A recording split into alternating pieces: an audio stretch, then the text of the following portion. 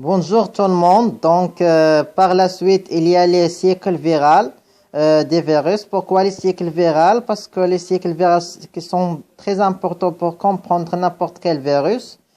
Donc, les virus HPV, il faut savoir premièrement la définition de tropisme, l'affinité pour les cellules. C'est l'affinité pour les cellules. Donc, je vous donne tous les détails de cette cycle. Et après, il faut que résumer tout ce que je veux dire. Donc, l'HPV, le tropisme de l'HPV, c'est l'épithélium malpigien. L'épithélium qui se trouve au niveau des voies aérodigestives supérieures aussi. Donc, qui se trouve dans l'appareil génital et canal anal. Donc, cette HPV, en pénétrant en faveur des microlésions, donc l'HPV infectant l'épithélium en faveur de pénétration de microlésions dans les cellules de la couche basale au niveau du col d'utérus. Donc, cette pénétration de HPV au niveau de la zone jonction entre l'épithélium malpigien exocole et l'épithélium malpigien endocole. Particulièrement, cette opération se manipule, donc c'est vulnérable, ça veut dire faible. Ensuite, l'attachement des particules virales réalisé par la famille de récepteurs de la famille intégrine et parane sulfate. Donc, on présente au niveau des cellules de la membrane basale. Cette cellule de la membrane basale suite par microtraumatisme. La microtraumatisme qui est traduite en arabe par sadamat al-qawiya. Donc, cette pénétration de cellules se fait par endocytose et médiée par vésicule aclatrine. Ensuite, les cycles virales qui sont à l'état de différenciation des cellules et les particules virales les protéines virales sont synthétisées de façon séquentielle au niveau de l'épithélium affectant.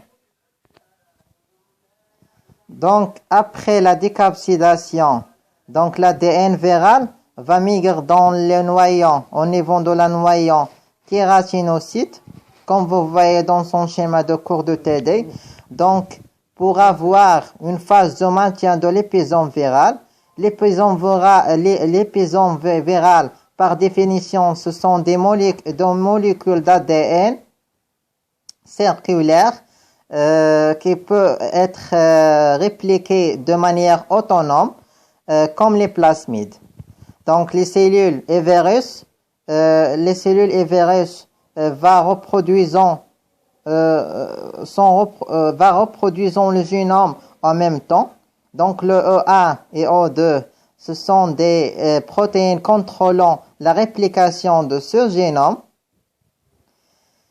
par maintien à un temps modéré des génomes dans les cellules de la couche de l'encellule phi de la couche basale et suprabasale. Donc, suite à la phase de maintien, il y a la phase d'amplification des génomes dans les couches suprabasales. Les couches suprabasales, c'est les couches les plus superficielles de l'épithélium malpigien. L'assemblage et l'encapsidation de l'ADN aboutissant par les gènes codant des protéines L1 et L2. Donc, E4, ce sont des protéines O4 est une protéine responsable des modifications au niveau des cytosquelettes de cellules de la cellule hôte associées en trafic intracellulaire.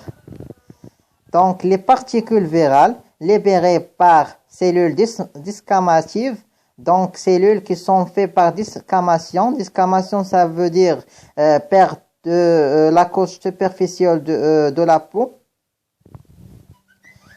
Au niveau de se propager au niveau de l'épithélium sain, transmis par une autre personne, par un contact direct et indirect.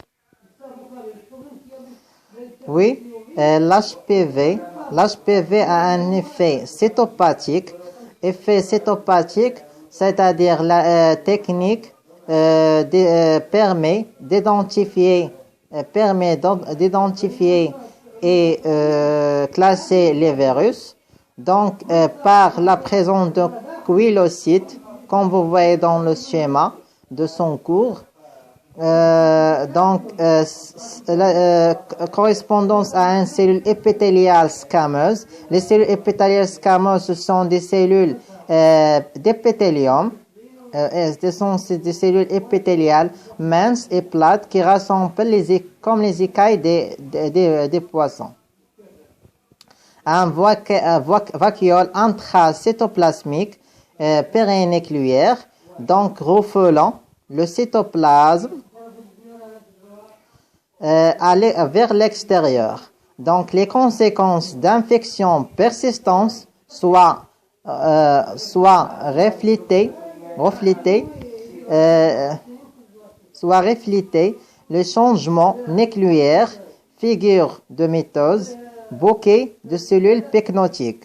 Ça veut dire quoi les cellules pycnotiques? Les cellules pycnotiques, c'est une altération des cellules par condensation d'un chromatine.